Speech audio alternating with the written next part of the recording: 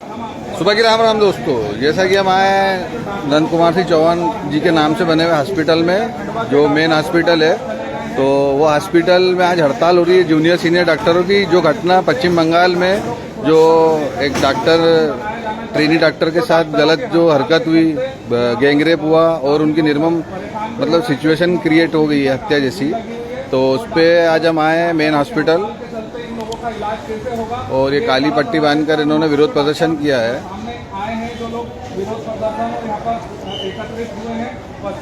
देश के हिंदू एवं डॉक्टर सुरक्षित नहीं है और हम बांग्लादेश के हिंदुओं के लिए जो संस्थाएं आगे बढ़ चढ़ के जा रही हैं, उनसे निवेदन करेंगे कि वो इन लोगों का भी सहयोग करें। क्या है पूरा मामला, विस्तार से बताइए। जैसा कि विदित है कि आपका नाम बता दीजिए। मैं डॉक्टर मनीष शाह के पीजी रेसिडेंट हूँ जी। यहाँ पर। जैसे कि विदित है पूरे देश भर में शांतिपूर्ण आंदोलन कर रहे थे हमने यहाँ खंडवा में भी जेडीए के तत्वाधान में एक कैंडल मार्च शांतिपूर्ण तरीके से निकाला था और हम मांग कर रहे थे कि जो पश्चिम बंगाल में घटना हुई है उसमें जो पीड़ित थी उसके साथ जो हुआ था उसका उचित न्याय और जांच में तेजी लाई जाए। इस संदर्भ में सारे देश में शांतिपूर्ण तरीके से प्रदर्शन हो रहे थे, उसमें ब्लैक रिबन बांध के और कैंडल मार्च लगा के वो प्रदर्शन किए जा रहे थे। लेकिन इसके पश्चात भी पिछले एक दिन पहले एक ऐसी घटना हुई थी जहाँ पर जो कोलकाता मेडिकल कॉलेज में जो डॉक्टर शांतिपूर्ण प्रदर्शन कर रहे थे उनके ऊपर बर्बरतापूर्वक आक्रमण किया गया और उनको मारा गया, पैटर्न किया गया, वहाँ से तोड़ फोड़ की गई पूरे हॉस्पिटल में।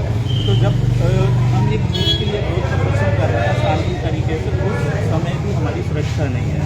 तो ये फिर सारे देश में मीटिंग्स हुई हैं, सारे डॉक्टर्स ने ये डिसाइड किया है कि जो हमारी मांगें हैं कि जैसे सेंट्रल एक्ट लाया जाए जिससे सारे देश भर के डॉक्टरों के लिए, इवन खंडवा मध्य प्रदेश नहीं सारे देश के डॉक्टर सुरक्षित रहे, एक सेंट्रल एक्ट लाया जाए जिसमें हमारी मांगे सबसे मुद्दा यही है। और बाकी जो तेजी उसमें जांच में लाई जाए पश्चिम बंगाल के केस में, और जो 24 सुरक्षा है चाहे फीमेल्स डॉक्टर्स की हो इवन मेल डॉक्टर्स की हो, वो किसी मॉब आता है तो वो फीमेल मेल और इवन फीमेल्स ज़्यादा सुरक्षित होती हैं।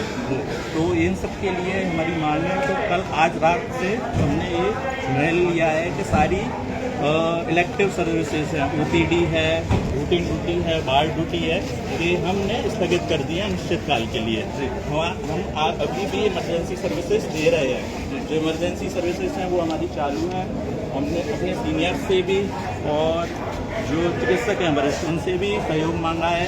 उन्होंने भी 1 घंटे का बंद का आह्वान किया है। आईएमए ने भी सपोर्ट किया है, उन्होंने कल बंद का आह्वान किया है। अगर ये हमारी मांगें नहीं पूर्ण होती तो कल से हम सारी सेवा हैं वो अनिश्चित काल के लिए स्थगित करेंगे और हमारी हड़ताल जब तक जारी रहेगी जब तक हमारी सारी मांगें पूरी नहीं हो जाती हैं।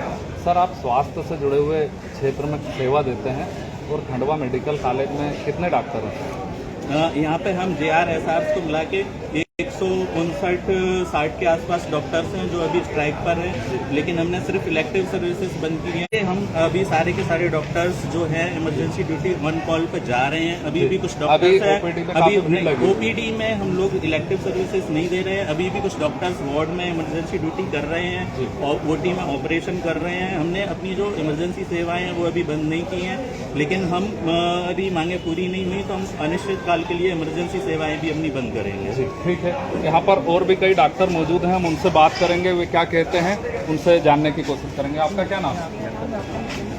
क्या कहना चाहेंगे? कहना चाहते हैं कि जो उस दिन हुआ उसके साथ उसका अभी तक न्याय नहीं मिला है। हम चाहते हैं कि उसके ऊपर जल्द से जल्द बोल लिया जाए, एक्शन लेके वो लोग उसके खिलाफ बोले, कुछ ना कुछ करें जिससे कि जो कल्प्रेट है कि वो अब तक बाहर नहीं रहा आजादी से। और इसकी वजह से तो आज जो बाकी लोग हैं जिनकी मानसिकता ऐसी है उनको और बढ़ावा मिल रहा है और ज़्यादा केसेस इस तरीके के आ रहे हैं और ज़्यादा थ्रेट्स मिल रहे हैं फीमेल डॉक्टर्स को जो अभी PHC पे काम कर रही है और उससे रिलेट करते हुए और ज़्यादा थ्रेट्स दिए जा रहे हैं। तो it is getting more scary, बहुत ज़्यादा और ज़्यादा डर का वो बनता जा रहा है। हम चाहते हैं कि जल्द से जल्द इसके खिलाफ वो आए और प्लस उस लड़की को जस्टिस मिले, उसके पेरेंट्स के लिए वो दिया जाए, क्योंकि किसी को भी इस तरह से एक मर्डर और रेप के लिए उसको एक तरह से सुसाइड बता देना तो बहुत ही गलत था जिस तरह से किया गया था। हम चाहते हैं कि उसके पास प्रॉपर एक्शन लिया जाए और जल्द से जल्द दिया जाए। ये त्रुटि तो हॉस्पिटल की थी ने, जो बताया था कि जो गैंगरेप हुआ है उसको उन्होंने पर्दा डाल दिया था जो हॉस्पिटल के, तो था तो वो हॉस्पिटल ही ना।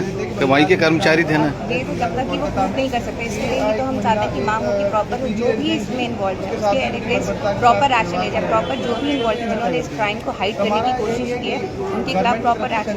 मतलब आपकी जो डॉक्टर है वो लोग ही पर्दा डाल रहे थे, ऐसा पेपर में भी आया है और समाचारों पे, चैनलों पे भी चल रहा है, न्यूज़ पे। जब तक कोई चीज़ प्रूव नहीं हो जाती तो हम भी कुछ नहीं कह सकते। अगर वो इन्वॉल्व है तो हमें चाहिए कि उसके खिलाफ भी एक्शन हो, कि क्यों किया गया और कैसे किया गया और क्यों उस चीज़ को छुपाया जा रहा है। जो भी इसमें इन्वॉल्व है उनके अगेंस्ट स्ट्रिक्ट एक्शन होने चाहिए। आपका शुभ नाम? मेरा नाम मरियम खान। जैसा कि प्रोटेस्ट कर रहे डॉक्टरों ने उस समय पे पुलिस प्रशासन को जब कहा कि आप उन्हें रोकिए, लाठीचार्ज कीजिए, आंसू गैस के गोले छोड़िए, लेकिन वहाँ के जो अधिकारी थे, जो ऑन ड्यूटी थे, उनका कहना था कि हमारे पास ऑर्डर नहीं है। मतलब देश में ही हम सुरक्षित नहीं है। हम पश्चिम बंगाल पहुँच गए थे, बांग्लादेश के हिंदुओं के लिए हमने इतना प्रोटेस्ट किया और इतनी आज हर शहर में लोग विज्ञापन पे ज्ञापन दे रहे हैं कि वहाँ की हिंदुओं की रक्षा हो।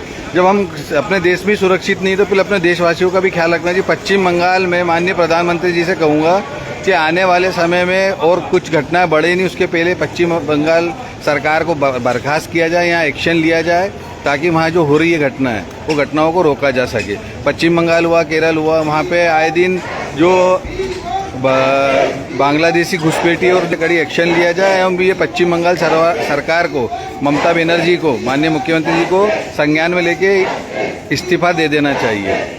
जय श्री दादाजी।